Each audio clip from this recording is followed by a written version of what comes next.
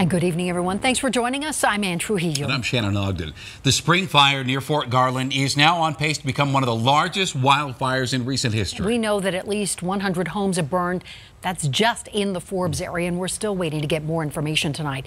550 firefighters are working overtime, but with conditions this dry, this hot, more evacuations are likely to come in the near future. Now, later tonight, we're going to go live to where the fire appears to be heading, but we're going to begin with Denver 7's Jason Grenauer, where the fire has been. Now, some dark clouds have moved in. Others have already pushed through. The hope is for an assist from Mother Nature for crews with some rain battling this spring fire. Meanwhile, for evacuees here in Fort Garland and Blanca, residents who have been evacuated, their hope is for the best for their properties, while others face the reality of last night, that their properties are basically no longer there. And that's the charred reality for the Booth family, who were able to access their property in the Forbes Park neighborhood to find this. All that's left of their home and cabin that the two had owned for nearly 40 years. Antiques, paintings, a lot of memories now just gone. Just one of more than 100 properties and owners facing that same reality. Total devastation. It looked like Hiroshima had another A-bomb dropped on it. It's like a death. You go through a grieving process. It's gone. It is never coming back. A disaster assistance center has been opened. It was opened today. It will also be open tomorrow in San Luis, not far here from Fort Garland, both for people who are currently under evacuation and for people who have so far found out that they've lost everything. Reporting in Fort Garland, I'm Jason Grenauer, Denver 7. And as we mentioned, we also have a crew on the south side of that fire. We will have that part of the story for you tonight on Denver 7 at 6. And there is no denying our firefighters have behaved heroically, yet there are concerns the state is not devoting enough resources to combating the spring fire. That couple you heard from a moment ago said they were so tired of waiting to find out if they still had a home.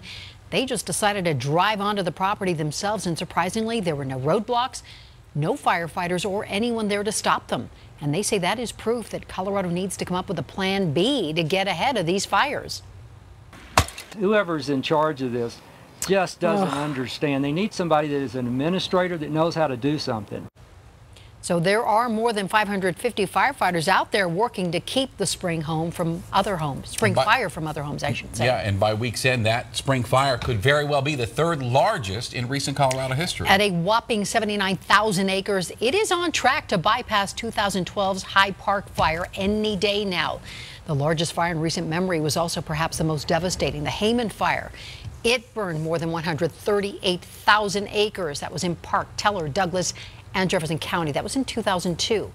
It is also blamed indirectly for the deaths of 6 people. And tonight, we know at least one person has been burned in the Weston Pass fire that's burning south of Fairplay. Firefighters tell us they rushed the man to a hospital. His condition is not known.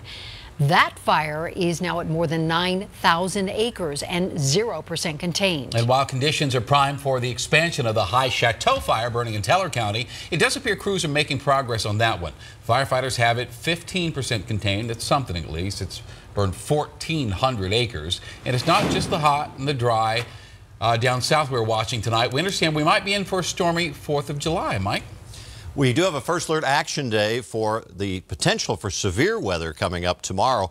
We're looking live as we're panning the fire. This is from our Sangre de Cristo camera, and look at that explosive dark flames on this. This is really a scary fire down there.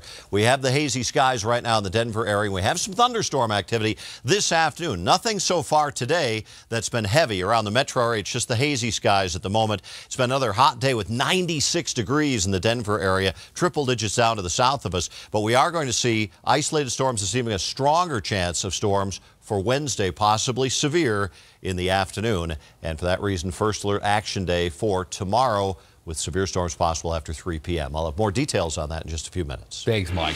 Law enforcement all over Colorado are looking for this Jefferson County girl right now. 7-year-old Zion Dominguez was last seen with her mother, who does not have custody of her. The two left Wheat Ridge and are believed to be in a 1988 Mercury Cougar, similar to the one you see here on your screen. It has a license plate of 402 SRW. If you see them, please call 911 immediately.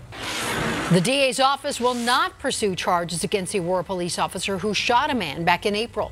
Investigators set up a sting operation to nab Tyrell Jones, a suspect in an attempted murder. Well, the plan went south after Jones allegedly kidnapped a taxi driver at gunpoint. When police moved in, they claimed Jones pointed a gun at them, forcing them to fire. Jones survived and now faces several more charges. Well, tonight we're getting our first detailed look at a psychiatrist's notes about the Aurora theater shooter. The documents were just unsealed and given to our news partner, the Denver Post. Now, in the notes, CU psychiatrist Dr. Lynn Fenton writes that he was openly hostile but never threatened her.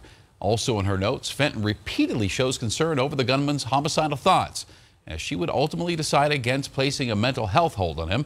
And he's serving a life sentence for killing 12 people in July of 2012. Some encouraging news tonight for the family who was attacked in that awful road rage in Westminster. Family members tell us a mother, Megan Bigelow, has been moved into rehab. Her 8-year-old son, Asa, needed a tracheotomy, you might recall, but is making progress in seeing a speech pathologist now. Now, Megan's 13-year-old son, Vaughn, was killed in that shooting. The suspect tonight is charged with first-degree murder. The complaints about a vacant Denver home piled up, and action did not come quickly enough. And now a woman is dead after being found inside that home after it caught fire. Denver 7's Liz Gilardi joins us now from Denver's Sunnyside neighborhood. And Liz, neighbors tell you this neglected home should have been dealt with a long time ago. And just to give you an idea, this is a list of violations against the home. It's 2 pages long, and that's only dating back to 2015. But neighbors say this home has been a problem for far longer than that. It's obviously an eyesore. Trash and furniture all over the place. The yard is out of control. Ever since I've lived here, so for 5 years now, that house has been boarded up. And this morning, a deadly fire at a home in Denver's Sunnyside neighborhood. A woman was inside that boarded up house and she didn't make it out. A loss that neighbors say didn't have to happen. Some probably could have and should have been done. Dozens of complaints later, the city appointed a receiver earlier this year to maintain the property and possibly sell it. The fire department is investigating the cause and trying to figure out why the woman was inside. Neighbors believe people were squatting. It's happened before. A few months back, I saw the police department come. It looked like there were a couple squatters that were in there. They took them out of there. Otherwise, I've never seen anyone go in or out of that house. Over the years, the home continued to sit and get worse. Neighbors kept complaining. In 2014, Denver took the case to a hearing officer who allowed them to fine the owner $999 per day.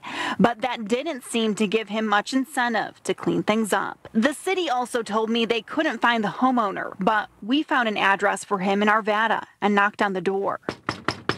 And to make matters worse, he owns another vacant home right across the street with violations piling up and weeds knee-high. Neighborhood's a good neighborhood of people trying to improve their homes and, just want it to look good and be a nice area.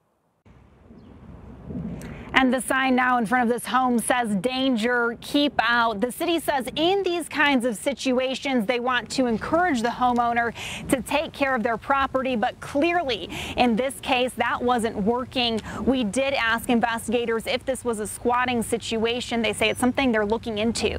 Reporting live in Denver, Liz Gilardi, Denver 7. What a mess. Thank you, Liz. Well, 2 people in Eagle County have a good neighbor to thank tonight for their safety. Firefighters tell us the man rushed into a burning home in Minturn and managed to get 2 people to safety. A third person was still in there and was able to get out without being hurt. The cause of this fire is still under investigation. A month after a devastating health report was made public, Porter Adventist Hospital has decided to put all transplant operations on hold now.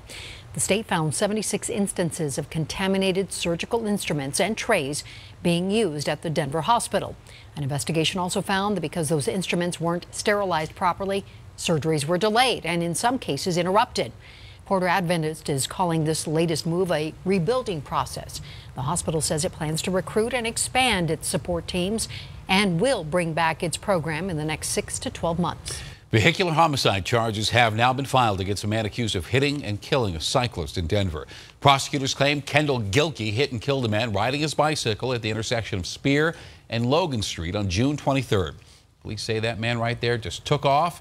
They caught up with him. They say he showed signs of impairment. And starting tonight, those traffic changes we've been telling you about on C-470, they are officially underway. A right lane between the Yosemite off-ramp to the I-25 and E-470 ramps will close for the next 10 weeks. And during that closure, CDOT crews will be widening the road and installing a drainage system. The deadline is fast approaching for families separated at the border to be reunited. If it happens later, it means because the system just isn't working. Coming up, what a Colorado congressman believes should be done to speed up the process. Also, when you'll need to get in line for a taste of Colorado's second Shake Shack. Here's your evening planner. Isolated storms through the 7 o'clock hour, hazy and warm by 9 and still pretty comfortable by 11. Tomorrow, though, First Alert Action Day could be busy with afternoon thunder.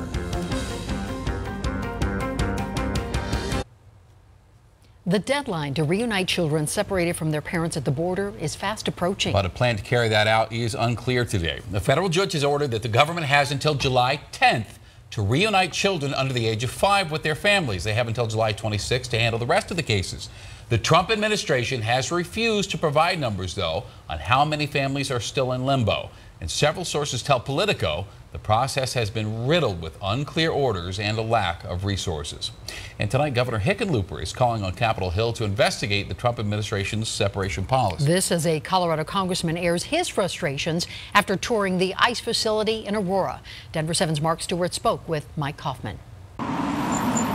Denver 7 talking to U.S. Representative Mike Kaufman after he left the ICE detention center in Aurora. He says 42 adults are inside, still separated from their children, their locations unknown. Small progress from the 50 families that were separated a week ago. They could not tell me when the remaining 42 would be reunited with their families. You know, I was disappointed they would not let me talk to any of the detainees, any of the 42 detainees, despite my request. The Republican and his Democratic colleagues have been visiting the federal facilities in recent weeks as a policy separating undocumented immigrants and their children was enforced. And now, after the public outcry has been reversed. The process is so fragmented between different agencies that I can never get a complete answer from one agency without them going to another agency. So what is Kaufman going to do? He says he's in touch with the administration. If the process to reunite families doesn't go faster, he'd like a point person to take over, possibly from the military. I would like to see a military officer, a flag officer, preferably from the Marine Corps, given my own background, that can cut through the bureaucratic red tape from all these different agencies to make sure that as soon as possible, these parents are reunited with their children. And late today, we got this letter from Representative Kaufman's office asking the White House to appoint a single person to head up those efforts to reunite the families. Right now, there are about 3 weeks left to do so under the order from that judge in California. I have reached out to ICE regional headquarters to answer some of these questions that Kaufman has, and so far, no response. We will definitely stay on top of that. Thank you, Mark. Now, the final decision has not been made, but it does not appear President Trump will look to Colorado again for his second Supreme Court pick. ABC News has learned the president has met with 4 potential nominees. All are appellate court judges in their late 40s to early 50s. He is also expected to meet face-to-face with 2 others, none from Colorado. And while candidate Trump vowed to appoint justices who would overturn Roe v. Wade, the White House stresses now he is not speaking with the judges about specific cases. And President Trump has ordered flags to be flown at half-staff through sunset in honor of the 5 people murdered at a Maryland newspaper. We're also learning tonight that the alleged gunman penned a letter saying he planned to kill every person inside the Capitol Gazette. That letter was dated last Thursday, the same day as the killings. Heart-stopping drama is unfolding right now in Thailand in the very complicated rescue of that soccer team from a flooded cave. The 12 boys and their coach are about 2 miles inside this cave, and they've been there for 10 days. The only way out right now is through a very narrow and flooded channel, and attempts to pump out the water so far have been unsuccessful. Now that could force the Thai Navy SEALs to teach those boys how to dive. Cave diving is an incredibly dangerous activity for people who are very experienced doing it, and now you're looking at taking people who have no experience or very little experience with diving and putting them into a complete blackout situation. And another option that is now appearing more likely, the team will just wait out this rainy season until October. Now, of course, that would depend on them being able to withstand any emergencies that might come up. Oh, my goodness. Well, a wildfire the size of southern Colorado, spring fires raging right now in northern California. The county fire has burned 70,000 acres. This is north of Sacramento. It started Saturday. The Sacramento Bee reports the terrain is making it hard to build containment lines. More than 100 buildings are right now in its path. And let's take another live look at the spring fire. This is from our camera that is down in the Sangre de Cristo Mountains. And look at that black cloud of smoke that continues to billow out of that huge wildfire. Our Viero cameras give us a great vantage point of this. This is what it looks like from La Veta Pass, looking back toward all of the haze and smoke off to the west. 96 here in Denver, the high temperature. Our low this morning was 57, 5 shy of the record, an old timer in 1874. Even older, the record low, 1872 and 46 degrees. Normals are 88 and 57. Right now, 91 down at the airport, 87 degrees downtown, 11% humidity. Pressure is currently falling, and the air is pretty dry out there despite all that haze that we have in our sky, but not everywhere. This is the current view up in Fort Morgan, where there's a nice little thunderstorm showing up in Morgan County, even perhaps a little bit of small hail indicated by the light blue. Back here in Denver, not much action at the moment, but there may be a few hit-and-miss thunderstorms out there for early tonight. We still have the fire weather warnings in the red, the dense smoke advisories down in the yellow, but there is a bit of a change coming up. There's a cold front to the north of us, and that's going to make its progress down into Colorado tonight. We'll get widely scattered thunderstorms in advance of it, kind of a partly cloudy, hazy